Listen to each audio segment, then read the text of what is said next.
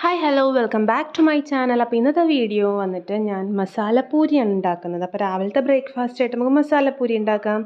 അപ്പോൾ അതിനായിട്ട് ഞാനിവിടെ എടുത്തിരിക്കുന്നത് സവാള, തക്കാളി, പച്ചമുളക്, ഇഞ്ചി, വെളുത്തുള്ളിയാണ് എടുത്തിരിക്കുന്നത്. അത് നന്നായിട്ട് കട്ട് ചെയ്ത് ഞാനൊരു ജാറിലേക്ക് മാറ്റി അതിലേക്ക് ഒരു അര സ്പൂൺ മഞ്ഞൾപ്പൊടി ആഡ് ചെയ്തു. എന്നിട്ട് ഞാൻ അതിലേക്ക് പച്ചമുളക് ഇട്ടതുകൊണ്ട് തന്നെ മുളക് പൊടി ഇടുന്നില്ല. പിന്നെ അതിലേക്ക് ഇട്ടത് ജീരകമാണ്. ഒരു അര സ്പൂൺ തന്നെ ജീരകവും ആഡ് ചെയ്തു. എന്നിട്ട് നമ്മൾ എടുത്ത് വെച്ചിരിക്കുന്ന ഗോതമ്പ് മാവിലേക്ക് കുറച്ച് അരിമോദകം കൂടി ആഡ് ചെയ്ത് അതിലേക്ക് ഒരു സ്പൂൺ ഉപ്പ് കൂടി ഇട്ട് നന്നായിട്ട് നമ്മളത് മിക്സാക്കി എടുക്കും. എന്നിട്ട് നമ്മൾ നേരത്തെ റെഡിയാക്കി വെച്ചിരിക്കുന്ന നമ്മുടെ തക്കാളിയും ഉരുളക്കിഴങ്ങും ഉള്ളിയെല്ലാം കൂടി ഗ്രൈൻഡ് ചെയ്തത് നമ്മളതിലേക്ക് ആ ഒരു മസാലക്കൂട്ട് നമ്മളതിലേക്ക് ആഡ് ചെയ്ത് കൊടുക്കുന്നു.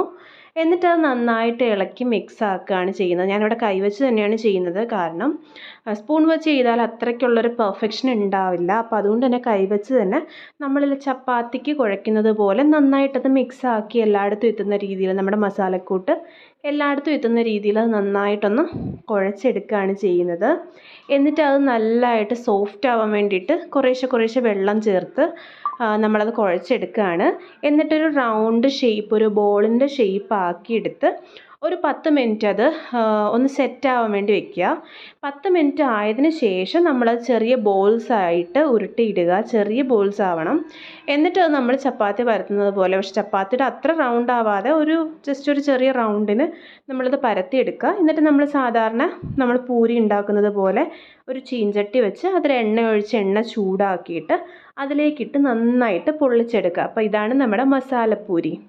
അപ്പോൾ മസാല കൂട്ടുകൾ ചേർത്ത് നമ്മൾ ഈ വളരെ എളുപ്പത്തിൽ നമ്മുടെ രാവിലത്തെ ബ്രേക്ക്ഫാസ്റ്റ് ആയിട്ട് ഈവനിങ് സ്നാക്കായിട്ടൊക്കെ കഴിക്കാൻ പറ്റുന്ന നല്ല ടേസ്റ്റി ആയിട്ടുള്ള നമ്മുടെ മസാലപ്പൂരിയാണ് ഇന്നത്തെ നമ്മുടെ ഡിഷ് എന്ന് പറയുന്നത്.